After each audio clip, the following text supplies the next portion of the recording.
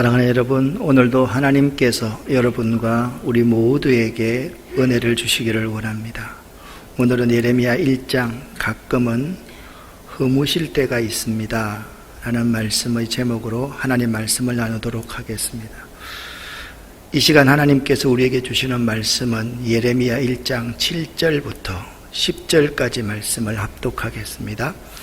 여호와께서 내게 이르시되 너는 아이라 말하지 말고 내가 너를 누구에게 보내든지 너는 가며 내가 내게 무엇을 명령하든지 너는 말할지니라. 너는 그들 때문에 두려워하지 말라. 내가 너와 함께하여 너를 구원하리라. 나 여호와의 말이니라 하시고 여호와께서 그의 손을 내밀어 내 입에 대시며 여호와께서 내게 이르시되 보라 내가 내 말을 내 입에 두었노라. 보라 내가 오늘 너를 여러 나라와 여러 왕국 위에 세워 내가 그것들을 뽑고 파괴하며 파멸하고 넘어뜨리며 건설하고 심게 하였느니라 하시니라. 아멘.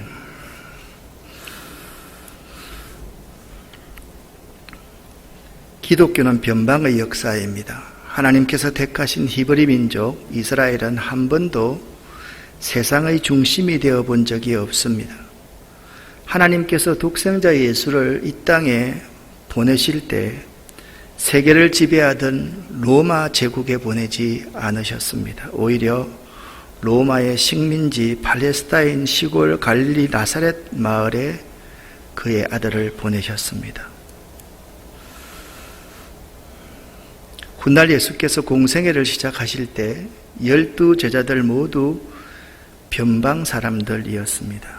중심이 아니었습니다. 배우지 못한 어부들, 지탄받는 세리였습니다. 예수님을 따라들은 여인들은 그 시대에 하급층의 여인들이 대부분이었습니다. 그런데 그들이 중심이 되어서 예수와 함께 복음의 씨를 뿌리자 갈릴리 시골에서 시작한 예수 운동은 강력한 로마 제국을 무너뜨렸습니다. 예수의 사랑의 힘은 로마를 정복하고 세계의 중심이 되었습니다. 예레미야 선지자 역시 변방의 예언자였습니다. 사람들이 알아주지 않고 멸시하고 버려진 땅에서 시작해서 하나님의 말씀을 대언하는 예언자로서의 삶을 살았던 사람이 예레미야였습니다. 예레미야 선지자는 남왕국 유다 출신입니다. 기원전 626년부터 585년까지 선왕 요시야 왕 제13년부터 유다 나라가 망할 때까지 40여 년간 예언했던 예언자가 예레미야입니다. 예레미야를요, 아무도 예언자로 인정을 하지 않았습니다. 외롭고 고단한 세월을 살았던 변방의 예언자가 예레미야였습니다. 역사에서 중심과 변방은 운명적인 엇갈림을 가집니다. 중심은 기득권 세력입니다. 이 기득권 세력은요, 항상 보수화되는 특성을 가지고 있습니다. 그리고 모든 것을 자기들이 다 독점하려고 합니다. 그래서 그들의 조직은 경직되고 효율은 극히 떨어지는 비효율적인 집단으로 기득권 세력은 만들어 갑니다. 정체되면 고인물처럼 부패되는 것이 세상의 원리 아닙니까? 이 중심은 부패되고 사회의 분열을 낳고 분열은 역사의 몰락으로 그들을 이끌어 갑니다. 그리고 결국 새로운 세력으로 교체가 일어납니다. 이 과정에서 막대한 사회적인 비용을, 대가를 지불하게 됩니다. 그에 비해서 변방은 새로운 땅에 낮은 대가를 지불할 수가 있기에 비교적 쉽게 시작할 수가 있습니다. 변방은 혁신이 용이하기 때문에 높은 화력과 효율로서 새로운 중심으로 부상할 기회를 가집니다. 그러나 새로운 중심에 그들이 서자마자 이 중심의 운명을 또다시 그들은 답습함으로 말미암아서 다른 변방에게 그 중심의 자리를 빼앗기거나 비워주지 않으면 안 되게 되는 것입니다. 이것이 역사의 순환 과정입니다. 변방에서 자란 자들이 세상의 중심이 되자마자 그들은 타락이 되어 왔습니다. 자기들은 개혁을 하고 중심에 들어갈 때 결코 중심의 기득권자들을 본받지 않겠다고 골기차게 시작하였지만 중심을 차지했을 때 그들은 욕심이 그들 자신을 지배해서 자신이 가진 힘, 그것을 놓지 않으려고 발부둥치기 시작합니다. 그래서 온갖 합리화, 미화, 다른 논리를 갖다 대지만 그들 역시 변방의 역사를 잊어버리고 있음을 결코 잊지 말아야만 합니다. 무슨 말씀을 하려고 서론을 이렇게 장황하게 말씀을 드리는 것입니까? 사실 현재 우리 기독교의 문제는 중심지향적인 기득권 세력화 되어버린 것에 있습니다. 옛날 우리 기독교는 그렇지 않았습니다. 항상 낮은 언저리에서 다른 사람이 보아주지 않는 곳에서 자기 역할을 묵묵히 해나가는 소리 없는 사람과 같은 자들이 옛날 우리 기독교인이었습니다. 그런데 오늘날 우리 기독교는 중심지향적인, 권력지향적인 기득권화되어서 우리 하고 싶은 말을 마음껏 하는 세력이 되어버렸고 정치 세력화 되어버렸고 다른 사람에게 당당히 우리 것을 요구해야지 정의라고 생각하는 세력이 되어버렸습니다. 예수님께서는 팔레스타인 척박한 땅, 가난한 목소의 아들로 태어났습니다. 그는 33세 나이로 십자가에 매달려 죽었습니다. 그의 소유라고는 어머니가 아마푸로 지어준 허름한 쏘굿뿐. 그는 말수가 적지만 생각이 깊고 따뜻한 성품을 지녔습니다. 예수는요, 어린 아이들과 함께 있으면 그의 맑은 웃음에 주위가 눈부시게 환해졌습니다. 예수는 위선과 불의를 절대로 참지 못했고 가난하고 병든 이들의 편에 섰습니다. 이것이 그의 죄가 되었습니다. 어둠과 빛은 결코 타협할 수가 없습니다. 왜냐하면 빛의 세상이 오면 어둠은 은폐하려고 했던 그 추악함이 만천하에 드러나기 때문입니다. 그래서 그들은 죄 없는 자를 잔혹하게 죽이게 됩니다. 어린 사람, 병든 사람, 가난한 사람, 소외된 사람의 친구가 된 것이 예수의 죄라고 말씀을 드렸습니다. 한때 예수를 따르던 제자들도 뿔뿔이 흩어지는 그는 십자가에서 외롭게 매달려 죽습니다. 죄 많은 이 세상 사람들이 예수의 얼굴을 각기 자기들의 마음의 캠퍼스에 그리곤 합니다. 예수님은 어떤 모습으로 사람들에게 그려질까? 어려운 사람들, 대부분의 어려운 사람들, 낮은 변방에 있던 사람들은 자기들이 지치고 힘이 들 때 예수가 찾아와서 그래, 네가 아무 말 하지 않아도 나는 이미 네 사정을 다 알고 있다. 괜찮아, 괜찮아 하며 다독여주는 그 넓은 그 손길, 넓은 그 예수의 사랑의 마음은 변방 사람들에 의해서 예수가 메시아로 추대되었습니다. 이 그림은 렘브란트의 예레미야라는 그림입니다. 이 그림에서 맨발의 늙은 예언자는, 이 늙은 예언자는 맨발로 이렇게 있습니다. 그의 모든 모습이 그냥 졸거나 자고 있는 모습을 보면 지친 예언자의 모습을 볼 수가 있습니다. 예루살렘의 멸망을 애도하는 예언자 예레미야의 모습입니다. 예레미야는 유다에 하나님의 심판이 다가오는 것을 느끼며 백성에게 눈물로서 회개하기를 호소했습니다. 그는 유다의 운명이 꺼져가는 등불 같은 암울한 시기에 고난 너머의 구원과 승리를 보고 하나님의 말씀만 외쳤습니다. 여러분과 제가 4절 5절 말씀을 함께 읽어보겠습니다. 여호와의 말씀이 내게 임하니라. 이르시되 내가 너를 모태에 짓기 전에 너를 알았고 내가 배에서 나오기 전에 너를 성별하였고 너를 여러 나라의 선지자로 세웠노라 하시기로. 아멘. 4절 5절 말씀은 예레미야의 소명 장면입니다. 소명이란 영어로 콜링이라고 그럽니다. 부르심에 응답하는 것을 말합니다.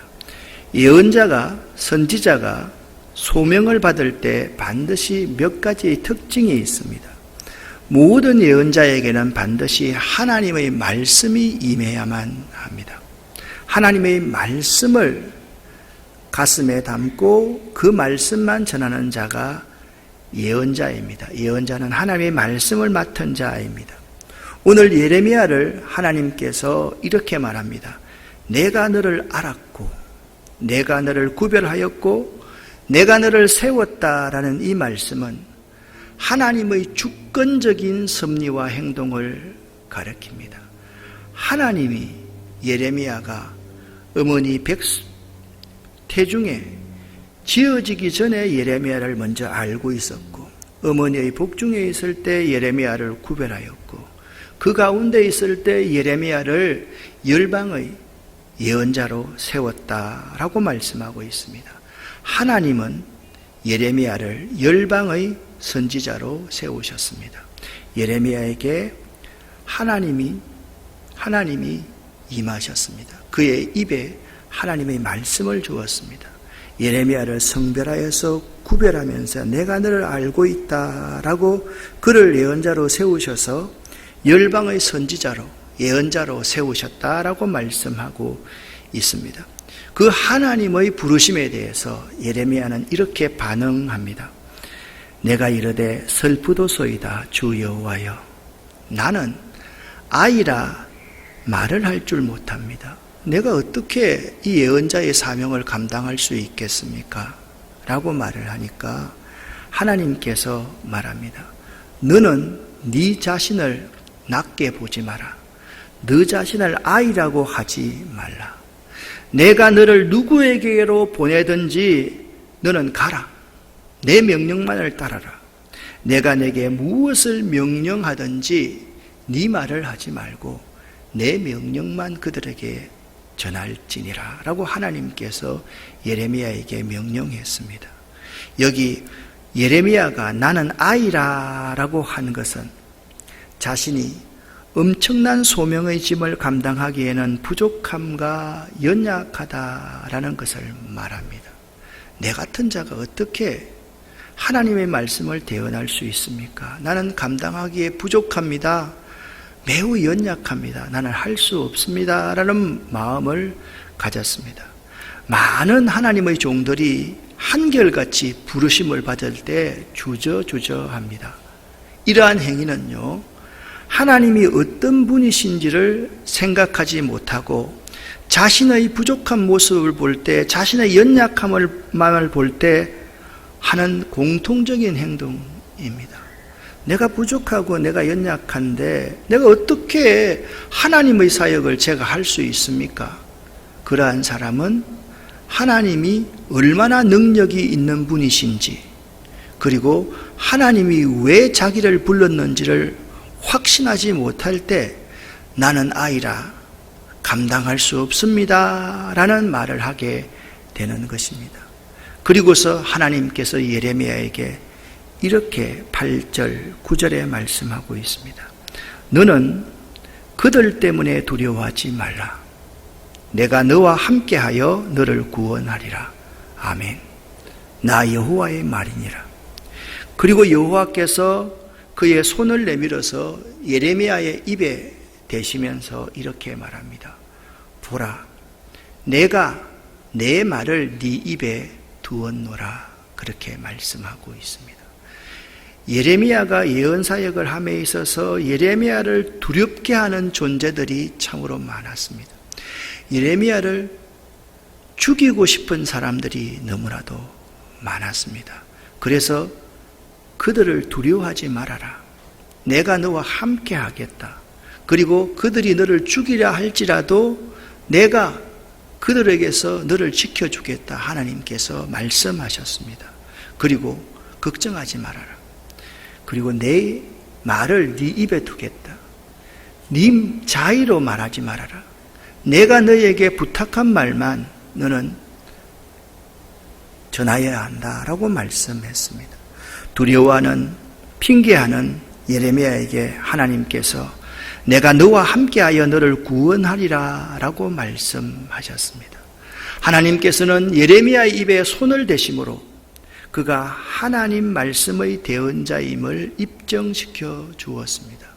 예레미야는 이제 조그마한 확신이 생기기 시작합니다. 하나님께서 예레미야에게 사명을 주십니다.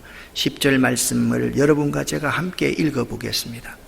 보라, 내가 오늘 너를 여러 나라와 여러 왕국 위에 세워 네가 그것들을 뽑고 파괴하며 파멸하고 넘어뜨리며 건설하고 심게 하였느니라 하시니라.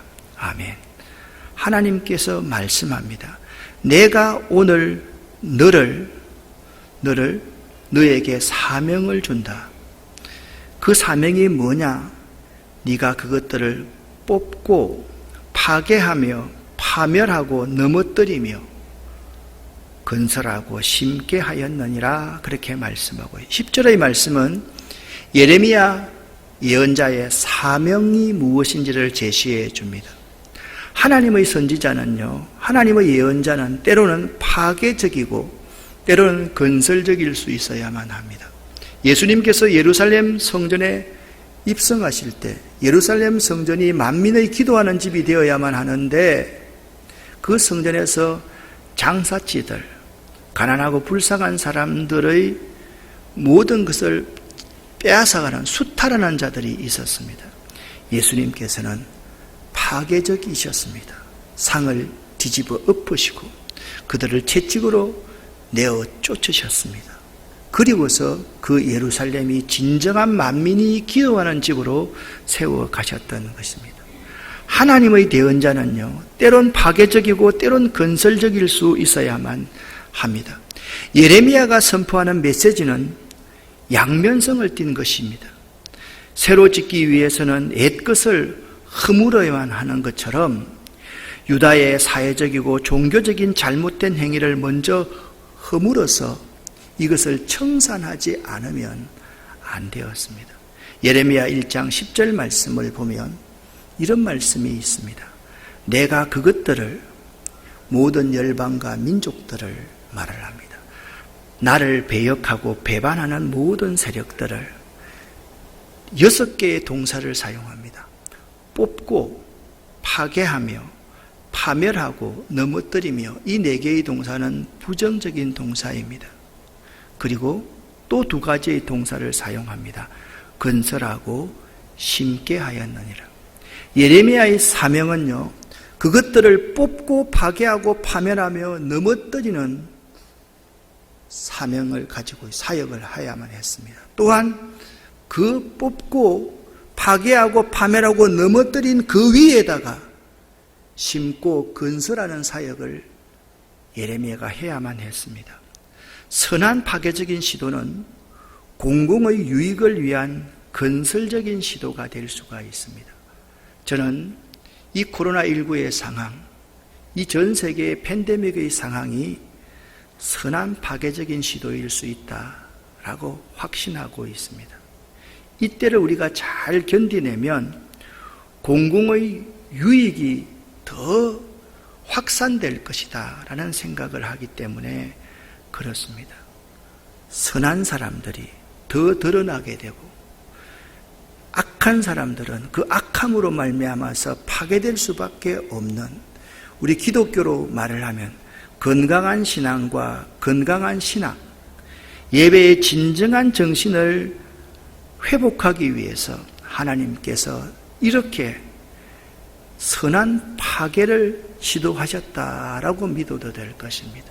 지금 현재 기독교인들 때문에 못 살겠다, 너 예수쟁이들 때문에 우리가 죽겠다라는 소리가 이 땅에 참 팽배하게 일어나고 있습니다.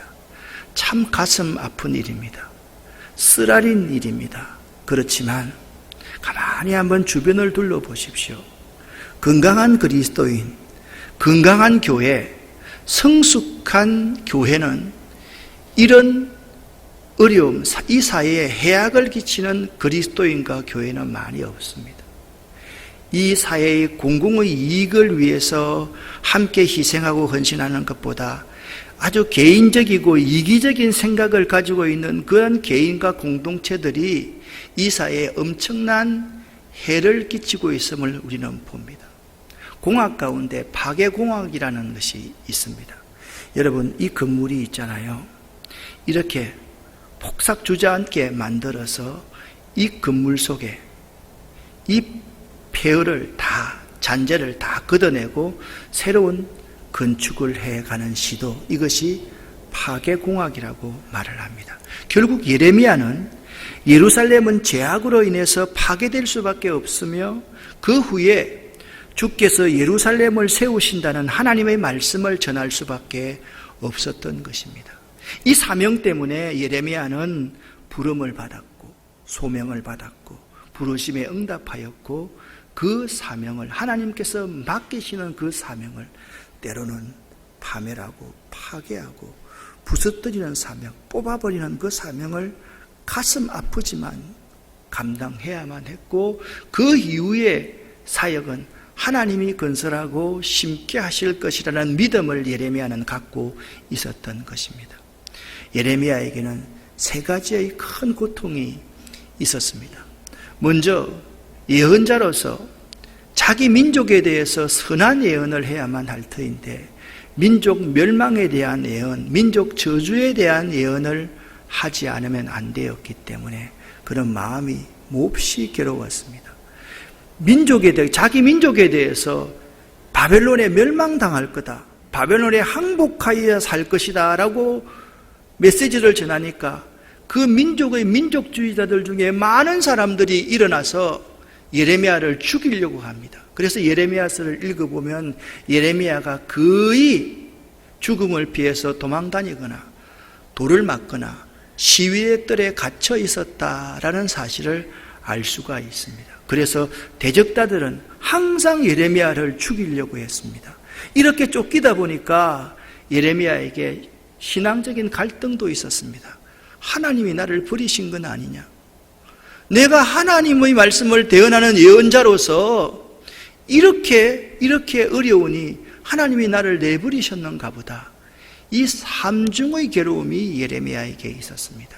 삼중의 괴로움이 있는 예레미야에게 하나님께서 환상으로 이렇게 보여주십니다.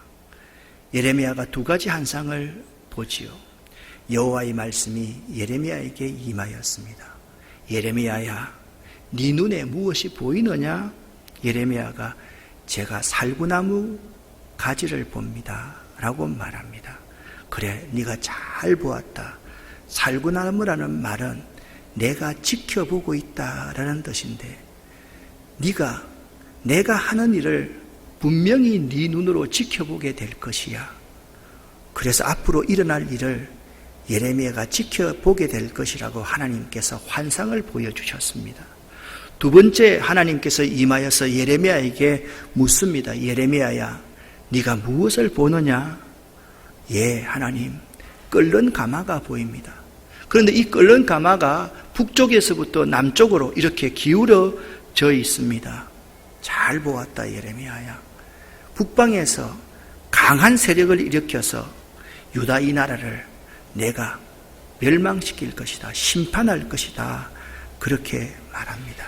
그 말씀의 항상 끝에는 여호와의 말이니라, 여호와의 말이니라, 그렇게 끝마치고 있습니다. 말씀드렸듯이 살구나무란 히브리어로 지켜보다라는 뜻인데, 이는 예레미야가 하나님께서 이루시는 일을 지켜보게 될 것이라고 환상으로 보여주셨습니다. 또 하나는 끓는 가마의 환상으로 가마가 북에서부터 남으로 기울어져 있다는 것은 하나님께서 유다의 우상 숭배와 불신앙으로 말미암아 그들에 대한 심판을 북방으로부터 시작하신다는 것을 환상으로 보여주셨습니다. 하나님께서는 힘들어하고 자기 백성에게 고난을 당하고 있으며 하나님이 혹시나 나를 버리신 것 아닌가라는 엄청난 갈등 속에 있는 예레미야에게 환상을 보여주심으로 말미암아 이제부터 확신을 갖고 이 하나님의 말씀을 전할 수 있도록 해주신 것입니다. 우리가 어려움 가운데 처해 있을 때 하나님께서는 우리들에게도 환상을 보여주실 때가 있습니다. 어려움을 당할수록 여러분 하나님 앞에 나와서 말씀을 들음으로 기도함으로 환상을 볼 수 있어야만 합니다.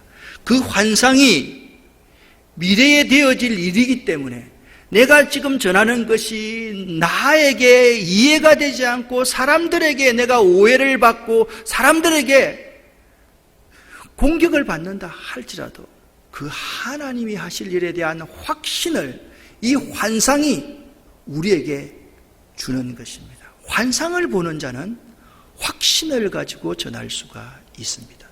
환상뿐만 아니라 하나님께서는 예레미야에게 힘을 주시는 말씀을 주십니다. 이렇게 말을 합니다. 하나님, 무리가 이 백성들이 나를 버리고 하나님을 버리고 다른 신들에게 분향을 하며 자기 손으로 만든 우상에 절을 하고 있습니다. 내가 나의 심판을 그들에게 선고하겠다. 그들의 모든 죄악을 징계하겠다. 하나님이 예레미야를 통해서 유다 백성들에게 그 말씀을 합니다. 그리고 하나님께서 예레미야에게 이렇게 말합니다. 17절부터 19절까지를 함께 읽어보겠습니다.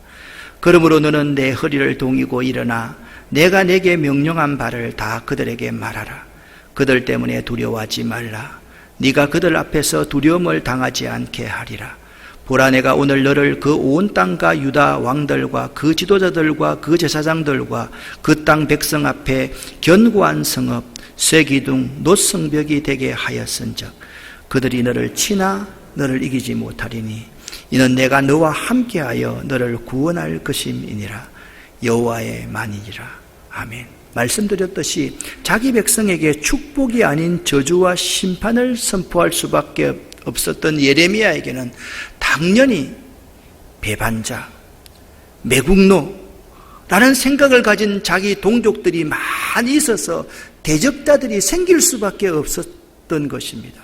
그래서 하나님께서는 예레미야에게 두 가지의 말씀으로 예레미야를 격려해 주셨습니다. 먼저 두려워하지 말라라는 말씀을 주셨습니다.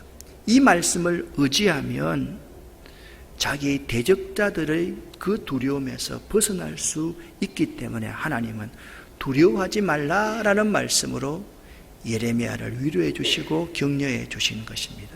두 번째 말씀입니다. 내가 너를 대적자들 앞에서 놋기둥이 되게 하겠다. 놋성벽이 되게 하시겠다라는 말씀입니다. 너를 대적하는 어떤 대적에게도 맞설 수 있는 사람으로 너를 강하게 하고 너에게 힘을 주시겠다. 그렇게 하나님께서 약속하고 계신 것입니다. 이런 하나님이 함께 하시니 예레미야가 두려울 것이 없었습니다. 한 번은 하나님이 환상으로 두 가지를 보여주시고 또 한 번은 하나님의 약속의 말씀으로 두 가지를 예레미야에게 보여주셨습니다. 예레미야는 담대하게 하나님의 부르심에 응답하여서 하나님께서 자신에게 맡기신 그 사명을 감당할 수 있었던 것입니다.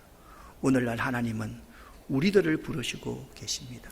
하나님께서는 어려울 때 하나님의 당신의 말씀을 전하기 위해서 예레미야를 그 민족 가운데 불렀습니다. 변방에 있는 예레미야를 부르셔서 하나님의 일을 동력하셨습니다. 오늘도 마찬가지입니다. 하나님께서는 우리를 통해 하실 일이 있기에 지금도 여러분과 저를 부르고 계십니다. 두렵고 떨림으로 그분을 경외하는 마음으로 하나님의 부르심에 응답할 수 있기를 예수 이름으로 간절히 축원합니다. 나는 아이라, 나는 연약하고 나는 부족해서 할 수 없습니다 라고 말씀하지 말고 하나님께서 주시는 그 환상을 보고 하나님께서 주시는 약속의 말씀을 부여잡고 하나님께서 주시는 그 사명을 감당할 수 있어야 될 것입니다. 오늘 우리들의 문제가 무엇입니까? 하나님의 부르심에 이유를 대며 변명을 하면서 핑계하면서 응답하지 않는 것이 우리들의 문제 아닙니까? 하나님은 그의 사람을 미리 선택하시며 그의 사람과 함께 하십니다. 사랑하는 여러분, 참 어려운 시대를 살고 있습니다. 우리는 한 번도 경험하지 못한 나라에서 한 번도 경험하지 못한 희한한 상황에 처해 있습니다. 가끔은 하나님께서 내 인생 어느 부분을 무너뜨릴 때가 있습니다. 허물어버릴 때가 있습니다. 파괴해버릴 때가 있습니다. 내가 감당하지 못할 정도로 하나님께서 내 모든 기반을 흔드실 때가 있습니다. 그때가 지금입니다. 그때 이제 내 삶 어딘가에 변방에 방치했던 하나님을 제 중심의 주인으로 모실 수 있는 시기임을 알아야만 합니다. 진정한 예배가 무엇인지, 진정한 성도의 교제가 무엇인지, 선교는, 복음 전파는 어떻게 하는 것인지, 그것을 다시 세우기 위해서 하나님께서 지금 우리들을 이렇게 허물고 무너뜨리고 좌절과 절망에 빠지게 하실 때가 있다라는 사실을 기억할 수 있기를 바랍니다. 하나님께서 내 인생의 중심이 되면, 하나님께서 이 민족과 이 민족의 교회의 중심이 되면 내가 바뀝니다. 이 교회가 바뀝니다. 이 민족의 운명이 바뀌게 될 것입니다. 여러분, 하나님이 가끔은 나의 모든 존재의 기반을 흔들어버리고 무너뜨려버리고 뽑아버릴 때가 있다는 사실을 꼭 기억할 수 있기를 예수 이름으로 간절히 축원합니다. 기도하겠습니다.